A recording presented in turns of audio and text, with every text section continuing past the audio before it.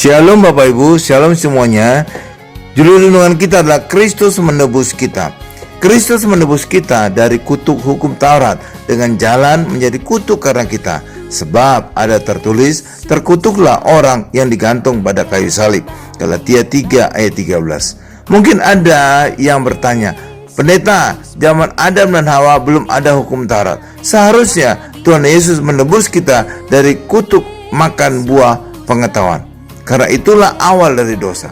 Tetapi kenapa bunyi Galatia 3:13 Yesus bukan menebus dari kutuk itu? Kok malah menebus dari kutuk hukum Taurat? Kristus menebus kita.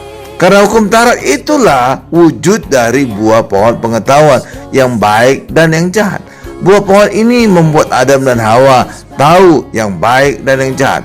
Sama seperti hukum Taurat membuat orang tahu dosa dan tidak berdosa. Roma 3:20.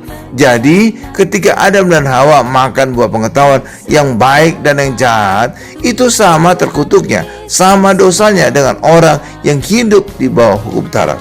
Itulah sebabnya Kristus menebus kita. Ketika orang hidup di dalam hukum Taurat, ia harus baik di hadapan Allah. Orang disebut baik jika orang melakukan seluruh hukum Taurat, dan ia akan diberkati. Ulangan 28 ayat 1 sampai dengan 2. Kalau gagal satu saja, kutuk akan mengejar orang itu. Ulangan 28 ayat 15. Orang akan disebut jahat. Yesus membebaskan manusia dari kutuk hukum Taurat.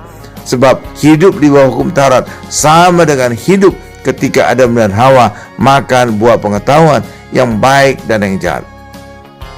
Kenapa Yesus mati di kayu salib? Padahal ada banyak cara untuk mati.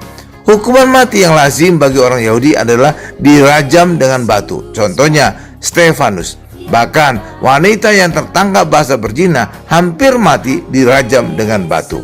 Kematian disalib adalah hukuman mati yang lazim dilakukan oleh bangsa Romawi, dan hanya pemerintah Romawi yang berhak menghukum mati orang. Alasan rohaninya adalah karena satu-satunya mati yang terkutuk hanya mati di atas kayu salib.